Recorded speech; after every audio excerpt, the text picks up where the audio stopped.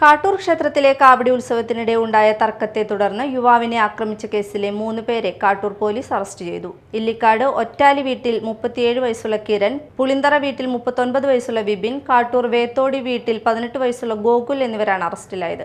March 11-ാം തീയതി കാട്ടൂർ ക്ഷേത്രത്തിലെ കാവടി ഉത്സവത്തിനിടെ കിരൺ, വിപിൻ, ഗോകുൽ എന്നിവരും കമ്മിറ്റിക്കാരുമായി തർക്കമുണ്ടാവുകയും തുടർന്ന് ഇവരെ പിടിച്ചുമാറ്റാൻ ശ്രമിച്ച നരിക്കുഴി എടക്കാട്ടുപറമ്പിൽ 43 വയസ്സുള്ള സജിത്ത് എന്നയാളെ പള്ളിവേട്ട നഗറിനു സമീപം വെച്ച് കിരൺ, വിപിൻ, ഗോകുൽ എന്നിവർ ചേർന്ന് ആക്രമിക്കുകയായിരുന്നു. സംഭവത്തിന് ശേഷം ഒളിവിൽ പോയ പ്രതികളെ പോലീസിന്റെ സഹായത്താൽ മാഹിയിൽ നിന്നും പിടികൂടുകയായിരുന്നു. Kattoor police station inspector ER Baiju, probation SI Sanad, sub ഇൻസ്പെക്ടർമാരായ Babu George, Noushad, civil police ഓഫീസർമാരായ ശ്രീജിത്ത്, ഷൗക്കർ എന്നിവരാണ് അന്വേഷണ സംഘത്തിലുണ്ടായിരുന്നത്. കിരൺ കാട്ടൂർ പോലീസ് സ്റ്റേഷനിൽ അടിപിടി കേസുകളിലെയും ഇരിങ്ങാലക്കുട പോലീസ് സ്റ്റേഷനിൽ തട്ടിപ്പ് കേസിലെയും പ്രതിയാണ്.